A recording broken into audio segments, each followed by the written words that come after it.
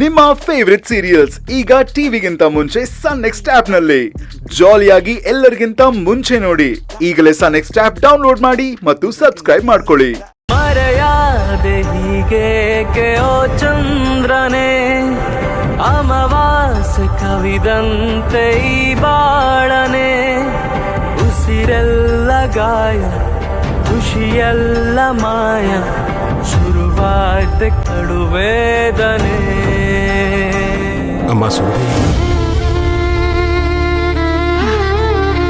ಏನಪ್ಪ ನಿನ್ನ ಅಳಿಯಂದ್ರು ನಿನ್ನ ಹತ್ರನೂ ಏನಾದ್ರೂ ಹೇಳಿ ಕಳ್ಸಿದ್ರಾ?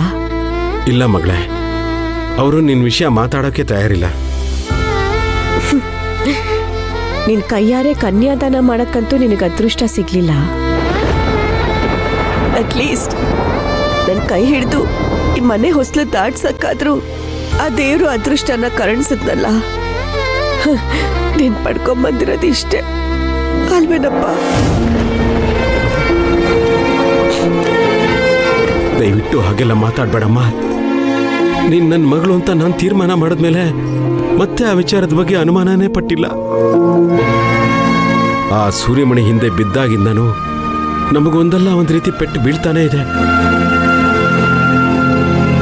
ಅದು ಸಿಕ್ಕಿದ್ದು ನಮಗೆ ವರವೋ ಶಾಪವೋ ಒಂದೂ ಗೊತ್ತಾಗ್ತಿಲ್ಲಮ್ಮ. ಈಗ ಈ ಪರಿಸ್ಥಿತಿಗೆ ತಂದು ನಮ್ಮನ್ನ ನಿಲ್ಸಿದೆ. ಇದನ್ನು ಹೇಗೆ ಸರಿಪಡಿಸ್ಕೋಬೇಕು ಅನ್ನೋದೇ ಗೊತ್ತಾಗ್ತಿಲ್ಲಮ್ಮ.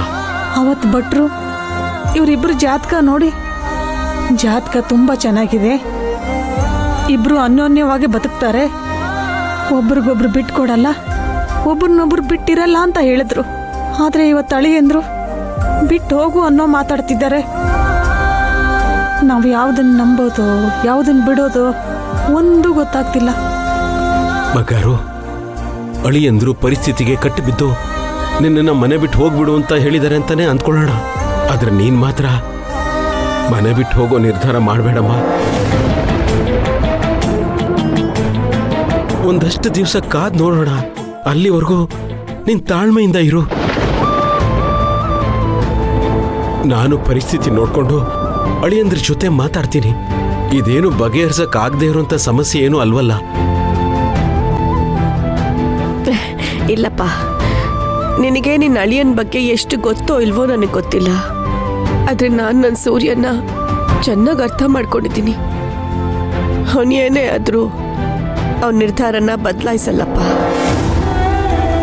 ಹಾಗೊಂದ್ ವೇಳೆ ಬದಲಾಗಬೇಕು ಅಂದ್ರೆ ಆ ದೇವ್ರೆ ಆ ರೀತಿ ಪರಿಸ್ಥಿತಿನ ಸೃಷ್ಟಿ ಮಾಡ್ಬೇಕು ಅಷ್ಟೇ. ಅಲ್ಲ ಕಣೆ ಸುರ್ಬಿ, ನಿಮ್ಮಪ್ಪ ಅಷ್ಟೆಲ್ಲ ಹೇಳ್ತಿದ್ರು, ನೀನ್ ನಿನ್ನ ಹಠನೇ ಸಾಧಿಸ್ತಾ ಇದೆಯಲ್ಲ. ಇದು ಹಠ ಅಲ್ಲಮ್ಮ, ನನ್ನ ಗಂಡಂಗೆ ನಾನು ಕೊಡ್ತಿರೋಂಥ ಗೌರವ.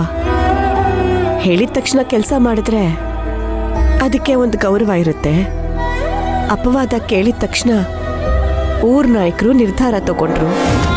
ಆದ್ರೆ ಅವ್ರ ಹೆಂಡ್ತಿನೇ ಅದನ್ನ ಒಪ್ತಾ ಇಲ್ಲ ಅಂದ್ರೆ, ಸೂರ್ಯ ವಂಶದ ಸೊಸೆನೇ ಆಗಿದ್ರೆ ಇಷ್ಟೊತ್ತಿಗೆ ಮನೆ ಬಿಟ್ಟು ಹೋಗ್ತಾ ಇದ್ಲು ಅಂತ ಜನ ಮಾತಾಡ್ಕೊಳ್ಳಲ್ವಾ? ಆಡ್ಕೊಂಡ್ ನಕಲ್ವಾ? ನನ್ನಿಂದ ನನ್ನ ಗಂಡಂಗಾಗ್ಲಿ ಈ ಮನೆಗಾಗ್ಲಿ ಯಾವ ಕಳಂಕನೂ ಬರಬಾರ್ದು. ಆಗ್ಲಮ್ಮ, ಹಾಗಾದ್ರೆ ಒಂದು ಕೆಲಸ ಮಾಡು. ನೀನೊಬ್ಳೆ ಯಾಕೆ ಹೋಗ್ತೀಯಾ?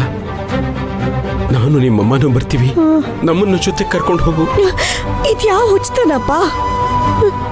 ನನಗೋಸ್ಕರ ನೀವಿಬ್ರು ಯಾಕೆ ಬರ್ಬೇಕು? ಯಾಕೆ ಅಂದ್ರೆ ನನ್ಗಿರೋದು ನೀನೊಬ್ಳೆ ಮಗಳಮ್ಮ, ಅದಕ್ಕೆ. ಮೇಲಾಗಿದ್ದ ನಿನ್ ತವ್ರ ಮನೇನೂ ಅಲ್ಲ ಕಂದ, ಈಗ ಗಂಡನ ಮನೆಯಾಗೂ ಉಳಿದಿಲ್ಲ. ಅಂಥದ್ರಲ್ಲಿ ನಿನ್ನನ್ನು ಕಳ್ಕೊಂಡು ನಾವಿಬ್ರು ನೆಮ್ಮದಿಯಾಗಿರೋಕ್ಕಾಗತ್ತೇನಮ್ಮ? ಇಷ್ಟು ವರ್ಷಕ್ಕೆ ನೀವು ಇವತ್ತು ಸರಿಯಾಗಿ ನಿರ್ಧಾರ ತಗೊಂಡಿದ್ದೀರಾ. ಎಲ್ರಿಗೂ ಅವ್ರವ್ರ ಮಾನ ಪ್ರತಿಷ್ಠೆ ಸ್ವಾಭಿಮಾನನೇ ದೊಡ್ಡದಾಗಿರ್ಬೇಕಾದ್ರೆ ನಾವ್ಯಾಕ್ರಿ ಅದನ್ನ ಬಿಟ್ಕೊಡ್ಬೇಕು? ಅಮ್ಮ, ಹೀಗೆ ಏಕಾಏಕಿ ನೀವ್ ನನ್ನ ಜೊತೆ ಬಂದ್ಬಿಟ್ರೆ ಸೂರ್ಯ ಏನ್ ತಿಳ್ಕೊಳ್ಳಲ್ಲ? ಬೇಜಾರ್ ಮಾಡ್ಕೊಳ್ಳಲ್ವಾ? ತನ್ನಿಂದ ಸಂಸಾರನೇ ಓಡ್ತೋಯ್ತು ಅಂತ ನೊಂದ್ಕೊಳ್ಳಲ್ವಾ? ಹಾಗೆ ನೊಂದ್ಕೊಳ್ಳೋರು ಇನ್ನೊಬ್ರ ಕಣ್ಣಲ್ಲಿ ಕಣ್ಣೀರ್ ಹಾಕ್ಸ್ಬಾರ್ದು. ನೀನ್ ಹೇಗ್ ನಿರ್ಧಾರ ಮಾಡಿದೀಯೋ ಹಾಗೆ ನಾನು ಈ ವಿಚಾರದಲ್ಲಿ ನಿರ್ಧಾರ ಮಾಡಾಗಿದೆ. ಅದ್ಯಾರೇನ್ ಅನ್ಕೊಂಡ್ರು ಪರವಾಗಿಲ್ಲ, ನಾವಂತೂ ನಿಮ್ ಜೊತೆ ಬರ್ತೀವಿ. ಹೌದು ಬಂಗಾರು, ನಿನ್ನನ್ನು ಬಿಟ್ಟು ಬದುಕೋ ಶಕ್ತಿ ನಮ್ಮಿಬ್ರಲ್ಲೂ ಇಲ್ಲ ಇಲ್ಲ ಇಲ್ಲಮ್ಮ